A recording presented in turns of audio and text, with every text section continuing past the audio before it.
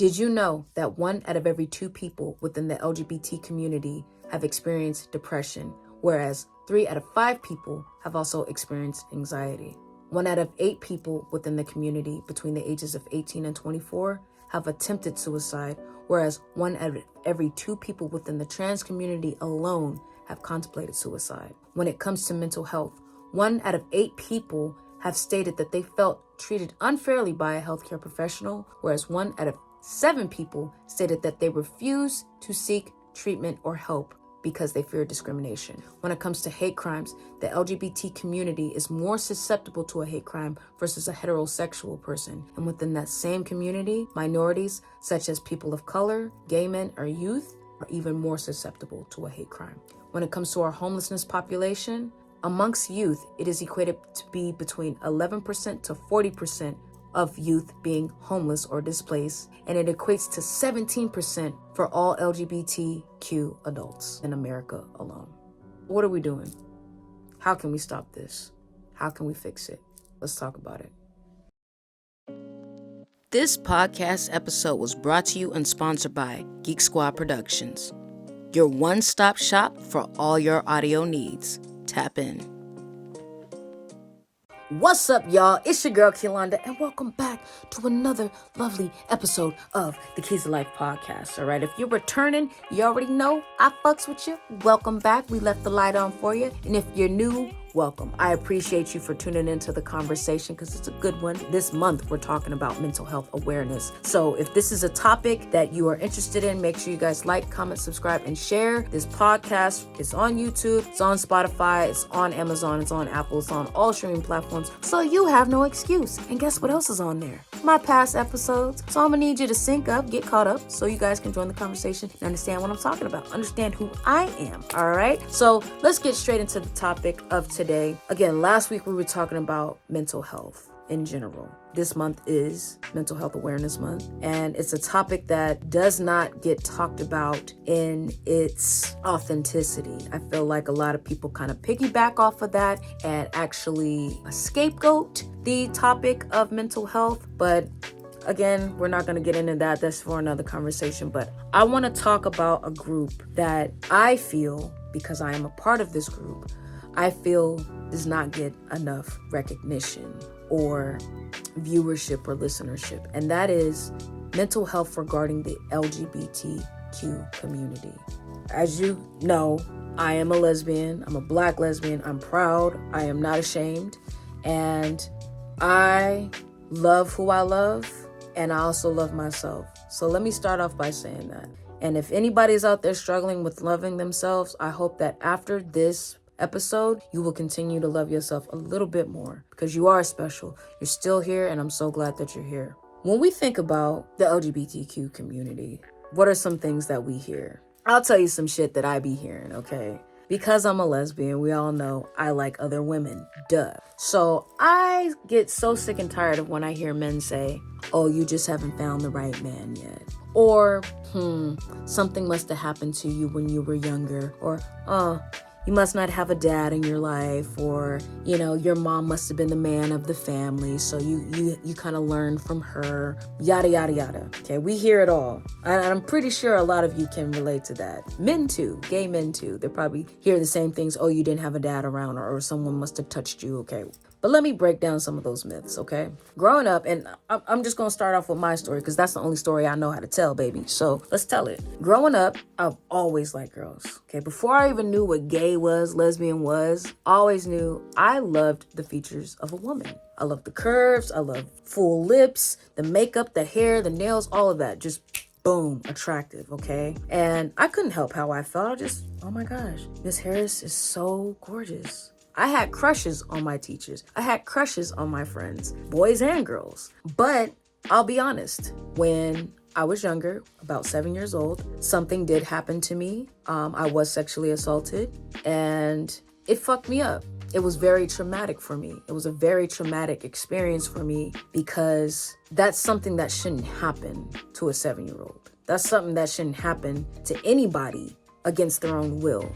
And this sexual assault lasted for quite some time. But even after all of that, my decision or my preference of liking women, because again, I also thought boys were cute too, but my preference of liking women was not affected because of what happened to me. So myth number 1 busted. And let me also be frank, it's very rude and fucking disgusting to assume why somebody prefers one sexual preference over the other, regardless of what happened to them. That's very nasty to say. So if you're out there saying that, or if you know people out there who think that way, let them know it's not okay. And that conversation is gonna be deaded off top. So moving forward, I did have a reservation or a blockage when it came to older men because someone older than me accosted me. But even after all that, I still liked boys, okay? I had a crush on the captain of the football team in high school. Like the star guy, like every girl's crush, typical. But I always remember being in church, right? Being in church, in youth group, and there'd be the cute girls, you know what I'm saying, that is like the star of the youth group and the most popular girl or whatever. She always wears her skirts and her cute clothes and yada, yada, yada, okay? I'm sitting in the back, reading my scripture and just being like, damn, she's hella cute. Heart on, I'm sitting up there listening to Usher. I'm sitting up there listening to B2K. Okay, that should show how old I am. But where it had an effect on my mental health was the fact that I was in church. And we already know, in church, they read all the scriptures regarding homosexuality and things like that. But how do you think I felt hearing that? I love God. I love the Lord. I have my own personal relationship with God. But growing up hearing that, you're hearing, oh, if you like a girl and you're a girl, you're going to hell. And God doesn't love you. You're being told you're filthy. You're told that God is ashamed of you. You're being told this from the very people that says God is love. You're being told God doesn't love you because of this. So you tend to hide who you are. Okay, I wasn't out when I was a teenager. I wasn't out when I was in middle school. I had a little fling going on in middle school. And to me, it was one of the best things ever that I ever experienced. And I knew from such a young age that that's how I wanted to feel. Again, I had my crushes on boys, but it was never to that magnitude. But when you're in church and you're hearing, oh, you have to dress like this. You gotta go to the women's retreat. You gotta go to the girls' retreat. You gotta do this. You gotta do that. You can't think like this. You can't think like that. I cocooned.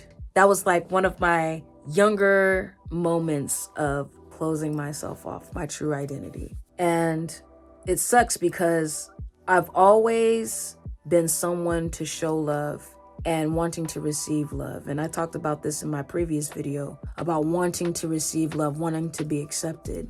And in the LGBT community, we don't feel like we're accepted, especially during that time in the 90s and early thousands. It was still taboo. And I didn't really talk to my family about it. I didn't really talk to my friends about it. Matter of fact, I really didn't talk to anybody about it. And it wasn't until I got to college where I started to explore my sexuality and call myself bi. And I don't know about you, but when you call yourself bi, when you know you really just like one particular sex, you use that as a buffer, as like a pill, like a soft hit, like, oh, I like girls, but I also like guys. So there's a possibility where I can still end up with a guy, knowing damn well in my mind that's not where I wanted to go. And when you feel like you have to put on a mask, when you feel like you have to put on a facade just for people to accept you, that's when the inner construction goes on, when you start building that wall. And because we built that wall, because we tend to shut off the world from how we truly feel, we start to enter relationships and friendships and having certain relationships with our family members that are false. They're false because we mold them to society's standard of boy meets girl, girl falls in love, boy and girl get married, have kids, and live the rest of their life happily married with a dog and picket fence. That was not always my dream. That wasn't my dream. My dream was that, but with a woman. And it still is. I'm not ashamed to say that. But there are some people out there that don't have that opportunity to express that side of themselves. The fact that I'm able to do this is a blessing. When I first came out to my family, it definitely took some getting used to. And when you come from a background where your family is heavily in the church, sorry, that's not the best look. But I'll tell you this, my mama loves me to death. My brother loves me to death. My family loves me to death. And there are some people out there who have been shut off by their family, cut off by their family. Some people are homeless. Some people have been murdered by their family members or by their loved ones because of their sexual preference. There's other countries that literally have laws to kill people that are of same-sex relations. This is the genocide that is happening against the LGBT community. People who just want to experience love for who they are in their fullness. We should not condemn people because of who they love or who they feel they are. We don't have to agree with the lifestyle. We don't have to agree with their choices, but it's not us. We're not the ones signing up to be with the particular person that they want to be with. We have our own lives. So why are we so focused on the fact that, oh, that girl's not dating a man? I refuse to treat this person. Let's just say if you go to the hospital and they refuse treatment on you because there's 2 wives instead of a husband and a wife, or 2 husbands, or someone of an interchangeable sex. Why do we discriminate? Why do we feel the need to think it's okay? After all the hurt and pains that we've been through in our own personal lives, why would we want to inflict that on someone who's just trying to live their life? I remember this was possibly about maybe 3 or 4 years ago. I used to think I didn't fit in anywhere. Most of my friends, they're in heterosexual relationships, and here I am in the middle, single, and I always felt like I can't really talk to them about certain things because they won't understand. The conditions and the stipulations that we put on people, the boxes that we put them in. We gotta get rid of them boxes. We gotta break them down. We live in a society now that is gratefully more open to it, but there's still an attack on this community, heavily. Oh, they're trying to ban gay marriage. They're trying to do this. They're trying to do that. And this heavy attack on this community is causing mental health issues. It's causing mental stress. It's making people feel like they're alone, like they can't talk to anybody, not even certain people within the community, because dare I say it, and yes, I'm talking to my people, sometimes we hate on people within our own community for no reason. We are discriminatory towards people in our own community, and that also has to stop. But if you are watching this and you yourself are part of the LGBT community and you feel like you're not being seen or heard, first of all, know that you are unique. A lot of people are upset because they cannot fathom loving themselves for who they are and being proud of who they are, gay or straight. There are people out there who are paying thousands of dollars. Listen to this fun fact. There are people out there who are paying thousands of dollars to not look like themselves. And here you are looking like yourself and standing proud and loving who the fuck you want to love. That is beautiful. People hate on that because they don't know how to be free.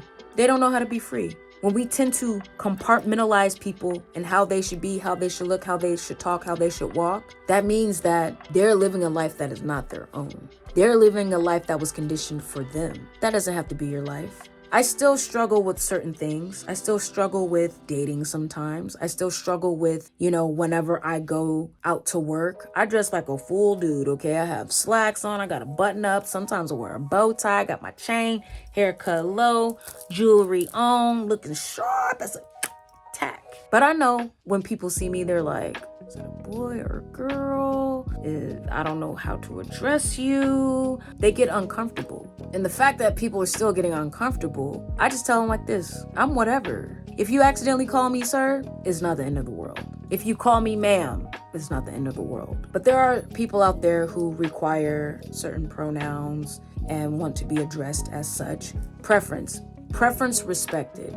But I also, listen up, okay? For those of you who go by different pronouns, make sure you communicate that, because there are people out there that are just trying to learn. This is all new for everybody, okay? So also have some compassion in that capacity, because not everybody knows. So make sure you speak up for yourself and you address yourself as such so people can address you as such, so that you can be respected. You guys, this attack on the LGBT community, especially our youth, has to stop. There are people who are killing themselves at alarming rates, whether they're in the LGBT community or not. And they're dying because of what is being told to them, how they're being treated. Everybody shits, eats, sleeps, walks, dances, laughs, cries, shouts, runs the same way, the same thing. Why does their preference have anything to do with you? Is it stopping your stride? Is it taking food out of your mouth? Is it taking a roof from over your head? No. So why are we worried about somebody else? I will forever be proud of who I am, through and through. I have no shame whatsoever. I'm very respectful. I like what I like. I would never disrespect somebody, their personal preference or their space, but I also would like the same in return. And we have to give that back to people. Some of the greatest people to ever live are part of the LGBT community who have changed the world. And we're stuck on who they're sleeping with that night, or who they're texting, or who they're cuddled up with. How the hell can you be mad at love? How the hell can you be mad at happiness? Spread that shit. And then maybe you'll see it's really not that bad. I don't want to keep this going too long. I said what I had to say, but this is a real topic that needs to be addressed, and it really needs to be looked at, because so many people are dying from this, from being who they are, for trying to love themselves. Know that you're not alone, for one, and know that you're remarkable, okay? Make sure you guys like, comment, subscribe, and share this podcast. I love you guys, and always remember, as we say it every Tuesday, stay blessed, stay black, and stay love. I'm out. Bye!